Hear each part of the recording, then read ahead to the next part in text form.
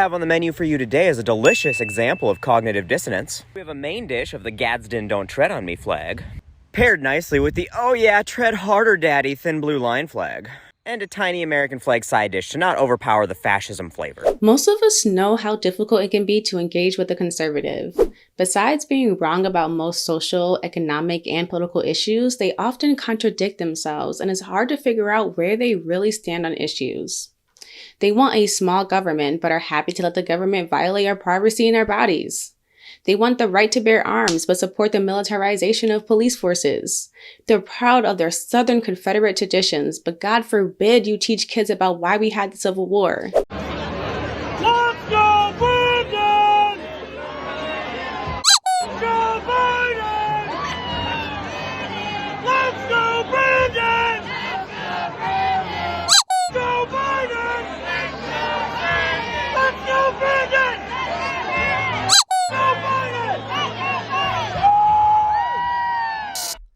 This clip has the exact same energy as this clip. Hey, hey, pop that, pop that, pop that, pop that, pop that, pop that, pop that, pop that, pop that,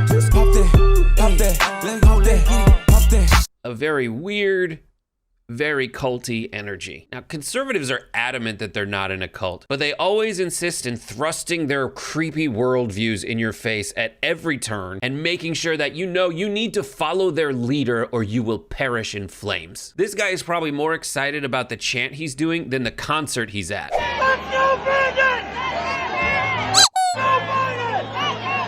Look at everyone's dressed so nice. I don't know how to put this. Like, he's obviously at a Luke Combs concert, and he is the guy who wears the shirt to the concert. Just want to note that. And I listened to a lot of Luke Combs to make this video, and Luke Combs is probably the most middle-of-the-road, easy-listeningest, wistful balladeer in country music. Like, no one at that concert is like, let's Joe Biden. Like, let me just put it this way. Like, those teens and their dads are not gonna stand up the entire show. But this guy is like, I'm ready. Let's go, Brandon! I have to respect that he's doing both Let's Go Brandon and Joe Biden, because most people pick one or the other, and that's a tough decision. Because either you're saying let's go Brandon, which is a total cop-out. It's a situation where all these people are like, I'm a free speech American, can say whatever I want. I got nuts on my truck. I'm packing 5 or 6 guns in my boot, but I can't curse in public. That would be bad. But the alternative is saying you want to Joe Biden, which, like, I get it, I guess, because he can wear the hell out of some aviators. But, like, you're saying you want to have sex with, like, an 80-year-old guy, which is just not on brand for you. I mean, I just don't understand why they choose this kind of chant. Even if you're yelling Joe Biden, how hardcore can you be with any words if they're separated by?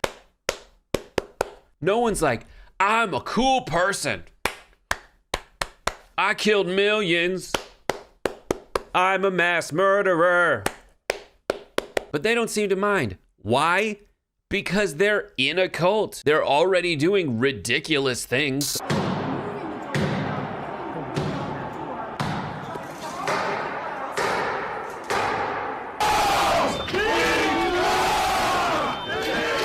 They're already wearing ridiculous outfits.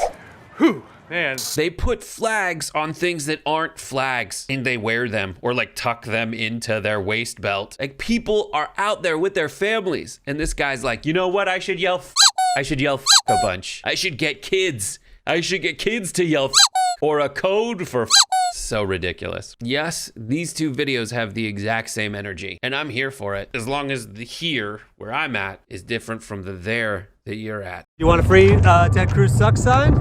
Ted Cruz? Yeah. Yeah. He does suck, right? Yeah. He does suck. Yeah, he does. Absolutely. It almost is the one thing Democrats and Republicans can agree on in this Ted Cruz moment. sucks. Absolutely. Ted Cruz sucks. We can all come together on one thing, right? Oh, yeah. Ted Cruz sucks. Green. But seriously. I love it. Ted Cruz sucks. It does. He does. He sucks. He sucks. He does. Yeah. That's it? All it took to connect with MAGA was to agree that Senator Ted Cruz sucks? Thank you to the good liars. They always do great work. Because clearly, Ted Cruz sucks.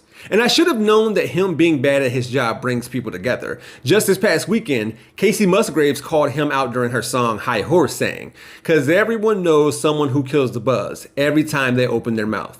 Ted Cruz. She said what she said. At Kat Cardenas added, "You can tell Casey Musgraves is a real Texan by the volume of her hair and how much she hates Ted Cruz." I mean, I already did a video about Raphael being booed by students in Texas. Plus, do you remember my video when I wondered out loud who was the worst senator? What do you mean no? Well, for me, it was between Ted Cruz and Senator Lindsey Graham. But what I want to do today is add another. We're conservative, so we really are the live and let live party. You know, I really don't care what you do. I really, as long as you're not infringing on somebody else's freedom, as long as you're not harming somebody else. I mean, you go live your life, and that's fine. I'm not going to impose the way I live my life on somebody else, but you're exactly right. That is what the left does, which is what is so annoying about the left. You know, far worse than annoying.